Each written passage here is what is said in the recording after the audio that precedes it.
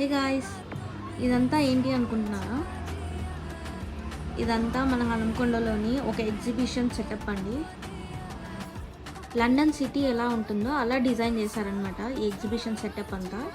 ఇలా లోపలికి వెళ్తే అన్ని రైడ్స్ ఉంటాయి. దాంట్లో నా ఫేవరెట్ అయితే జెయింట్ వీల్ రైడ్ అండి.